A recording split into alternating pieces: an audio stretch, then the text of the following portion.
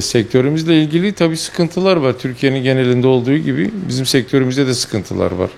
Üretimle ilgili, istihdamla ilgili, ham maddenin sıkıntısıyla alakalı, yani maliyetlerin daha doğrusu sıkıntısından kaynaklı şeyimiz var.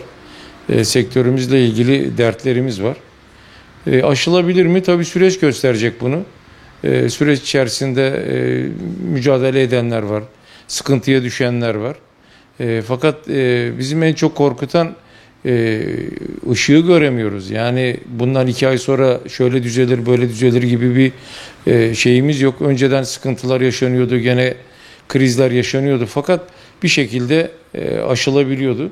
Fakat şu süreçte bizi en çok korkutan hem gelen zamlar, hem istihdamdaki sıkıntımız, hem de yarın öbür gün üretimle ilgili bir talep geldiğinde bu krizden sonra nasıl ayakta kalabileceğimizin hesabını öngöremiyoruz. Yani kalifiye elemanla ilgili sıkıntımız var. Tabii kalifiye eleman bizim sektörlerde yani el zanaatı olduğu için meslek erbabını böyle hemen sokaktan bul al yetiştir değil, belli bir tezgah tecrübesi yaşaması, bununla ilgili bir hemhal olması gerekiyor.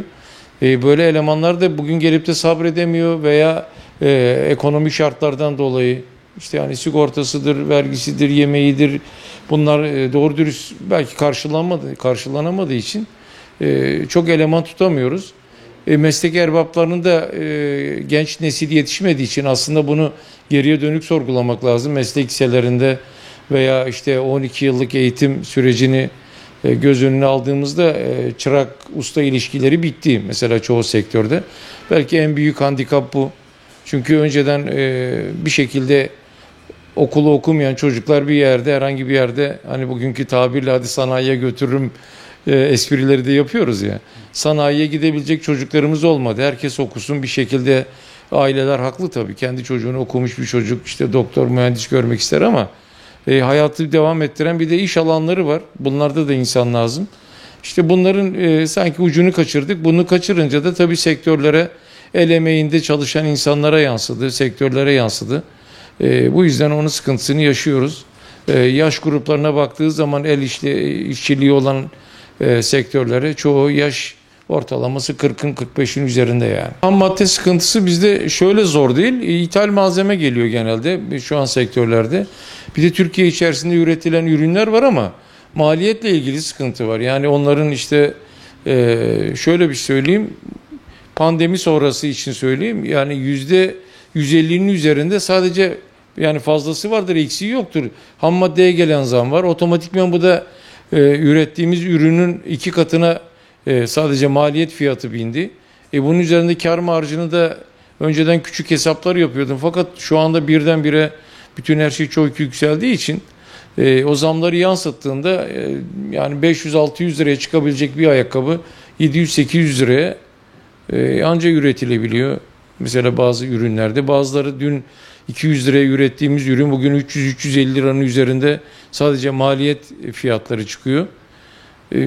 Böyle olunca da yani ham madde bulunuyor fakat maliyetlerden kaynaklı sıkıntı yaşıyoruz yani. İşte ürünlerimiz Bursa ayakkabısı dediğin zaman düne kadar moda bir ayakkabıydı. Yani diğer bayan ayakkabısı üzerine Bursa sektörel olarak gelişmiş bir iş alanıdır.